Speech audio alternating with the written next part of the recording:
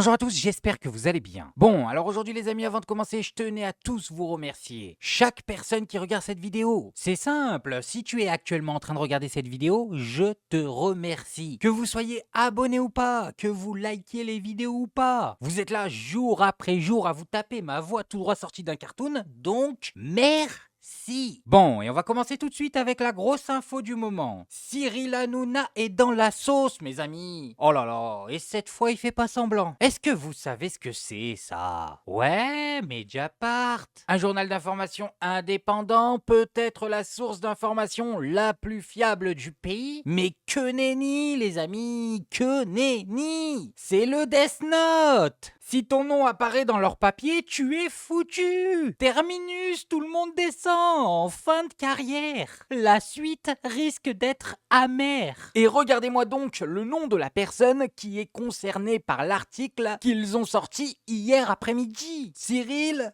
Hanouna. Menaces, insultes, passage à tabac dans les loges de TPMP, Mediapart vient de sortir une enquête sur Cyril Hanouna et fait de terribles accusations. Le journal d'investigation a publié ce mardi 18 mars un long dossier consacré à l'animateur de 50 ans qui se retrouve accusé de faits extrêmement graves. Si plusieurs personnalités comme Alain Chabat, Julien Cazard, Michel Simès et Yann Barthès ou Arthur ont été menacés ou insultés, des chroniqueurs ont déjà également subi les foudres du trublion du PAF. C'est le cas de Mathieu Delormeau qui le 13 février 2023, quelques émissions avant son départ du talk show, aurait eu une violente altercation avec Cyril Hanouna lors de la pause publicitaire. Mediapart a consulté un extrait audio de ce jour-là dans lequel on entend l'animateur lancer « Je te le dis, on n'est pas chez ta mère ni chez ton père, t'aurais pas été mon ami, sur la tête de ma mère, on est dans la rue, je te mets en sang » avant de conclure par un « Je te jure, je vais te frapper ». Plus grave encore, Mediapart révèle que le 2 octobre 2019, Malik Bentala est venu sur le plateau de TPMP faire la promotion de son dernier spectacle, mais en coulisses, son agent de l'époque, Sofiane Mejo, se serait fait tabasser dans la loge de l'artiste par des hommes de main. Le manager de l'humoriste aurait été en conflit avec Jean-Rachid Kalouche, un producteur et ami proche de Cyril Hanouna qui aurait été présent sur place au moment de l'agression. Ah, ça menace, ça fracasse, c'est pas Jojo tout ça. Mais moi, ce que j'ai vraiment hâte, c'est que Cyril Hanouna démente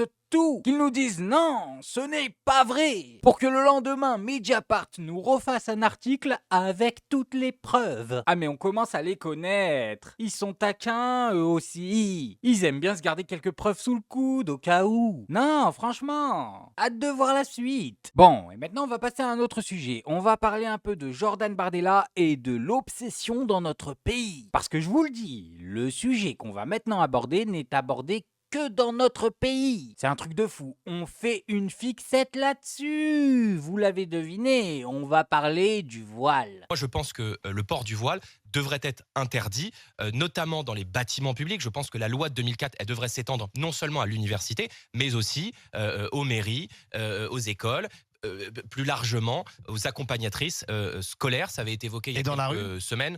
Je pense que c'est un objectif à terme, mais il faut commencer par étendre la loi de 2004 à l'ensemble de la sphère publique, c'est-à-dire les bâtiments publics, les accompagnatrices scolaires et évidemment c'est-à-dire que les si universités. le Rassemblement national décroche le pouvoir en 2027, vous interdisez le port du voile dans tous les bâtiments publics en France et Oui, l'université. D'abord, quand vous interrogez les Français sur ce sujet, Et dans la rue quand aussi vous interrogez les Français sur ce sujet, il y a une majorité de Français qui est favorable à une extension de la loi de 2004. Alors évidemment, l'interdiction dans la rue, ça se fait pas du jour au lendemain. Il suffit d'aller discuter avec des policiers en Seine-Saint-Denis, par exemple, dans des territoires qui sont très communautarisés. L'application est compliquée. L'application est compliquée. Donc je pense qu'il faut y aller étape par étape. Et à mon avis, et je pense que c'est là encore du bon sens et c'est raisonnable, consisterait par démarrer par une extension de la loi de 2004 aux bâtiments publics et à l'université. Et croyez-moi, on aura déjà des débats très vifs, et notamment avec la gauche et avec la France insoumise, qui est dans la roue de toutes les revendications politico-religieuses. Et même d'ailleurs, j'ai entendu, moi, et ça m'inquiète un petit peu plus d'ailleurs, quelqu'un que je considérais par rapport à M. Mélenchon plutôt dans le champ républicain comme Édouard Philippe, qui a des propos extrêmement ambigus sur le port du voile, notamment dans les compétitions sportives, et étant entendu qu'il est allé jusqu'à dire que interdire le port du voile serait en cela une atteinte à la laïcité, ce qui, me semble-t-il, est pour le coup l'inverse, et ça ne m'étonne pas que Horizon rime dans ce cas d'espèce avec soumission. Horizon rime avec soumission. Regarde-le, Jojo, il croit qu'il a d'aide ça. Mais attends, Jordan. Rassemblement national, ça rime aussi avec Jordan Bardella est un gros facho. Ah non, ça rime pas. Et pourtant, hein, quand on t'entend parler du voile...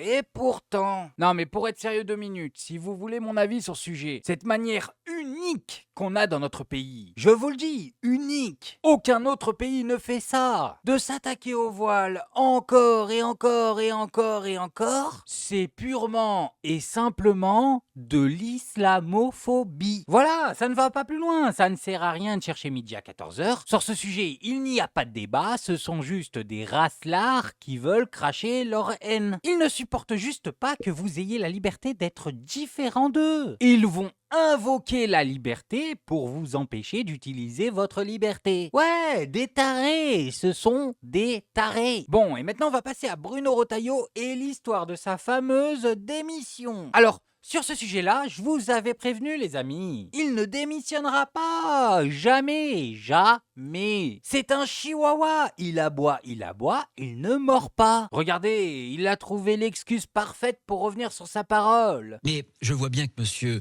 Tebboune aujourd'hui a une seule chose en tête, ça ne nous a pas échappé, Laquelle? ma démission. Chaque jour, je fais la une de la presse algérienne, avec évidemment des articles très agressifs. Et ceux qui souhaitent le plus ma démission aujourd'hui, c'est le régime algérien. C'est Bien. M. Tebboune. Alors, vous pensez bien que au stade actuel, je ne veux pas leur faire ce cadeau, tant que, évidemment, je sais que le gouvernement est sur la ligne que je préconise. Ah bah d'accord. Non, mais lui c'est un bonhomme, hein. Lui il tient sa parole d'habitude. Mais là, c'est à cause de Tebboune, vous comprenez? Il veut sa démission, donc il va pas pouvoir tenir parole. Ça arrangerait trop l'Algérie apparemment. Non mais Bruno, oh là là, tu vaux pas une pièce de 2 euros, c'est un truc de fou. Oh ratatouille, arrête de te foutre de nos gueules là. Tu l'as dit, tu le fais maintenant. C'est quoi cette histoire là? On n'a pas le droit de donner des faux espoirs aux gens comme ça. Bon, et toujours sur le même sujet, on a Monsieur Propre, alias l'homme qui s'est enfermé dans son bureau pour nous faire une crise d'adolescent à 60 piges. J'ai nommé Eric Ciotti, qui veut nous donner son avis. Bon, on va l'écouter. On n'a que ça à faire de toute façon. Écoutons-le. Ma question s'adresse à Monsieur le Premier ministre. Jusqu'à quand, Monsieur le Premier ministre, allez-vous accepter l'humiliation que fait subir chaque jour un peu plus l'État voyou algérien à notre pays? Ce week-end encore, l'État algérien a refusé la toute petite liste que le ministre de l'Intérieur lui avait transmise des personnes les plus dangereuses, radicalisées, criminels, délinquants qui menacent au quotidien notre pays. Ce week-end encore, un ressortissant algérien je dis bien, malgré la version officielle, a attaqué au cri d'Allah Akbar des policiers devant le commissariat de Cannes. Cet État voyou prend en otage un de nos ressortissants, Boualem Sansal. Mais face à cela, quelle est la réaction? On a entendu la non-réaction du ministre des Affaires étrangères. Cette ligne Maginot de papier, cette ligne Maginot diplomatique. Mais de quoi avez-vous peur, Monsieur le Premier ministre? De quoi le Président de la République a-t-il peur? Alors les Français, désormais, attendent des actes très clairs et plus des coups de menton ou des paroles. Oui ou non, Monsieur le Premier ministre, allez-vous révoquer les accords de 68?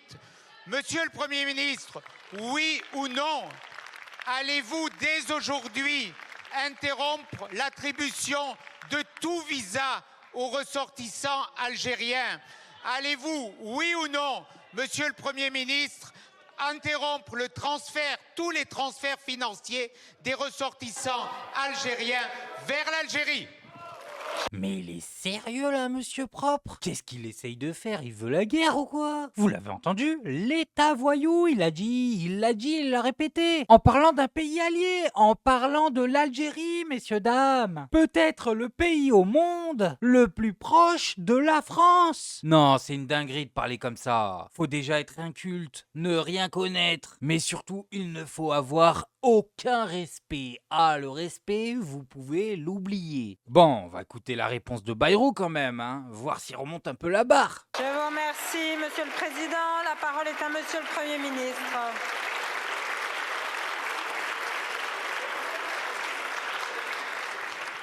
Madame la Présidente, Mesdames et Messieurs les députés, Monsieur le Président Ciotti,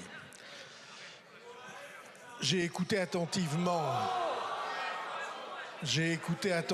votre question. Allez, s'il vous plaît, est-ce qu'on pourrait écouter Monsieur le Premier ministre? J'ai Monsieur écouté Le Gall, s'il vous plaît. attentivement votre question et il y a deux termes que je ne peux pas reprendre après vous. Nous parlons de gouvernement à gouvernement et de gouvernement à gouvernement, je n'emploie pas le terme d'État voyou. Et ce que vous avez indiqué sur le fait qu'on interrompe tout visa pour tout ressortissant algérien, ça veut dire que vous faites porter à un peuple et à des citoyens qui sont totalement étrangers aux décisions qui sont prises, vous leur faites porter la pénalisation, la punition qu'ils ne méritent pas. Et il y a chez nous beaucoup de nos concitoyens qui sont d'origine algérienne, beaucoup de nos concitoyens qui ont la double nationalité algérienne et française. Je ne leur ferai pas porter la responsabilité des décisions que prennent leurs gouvernements.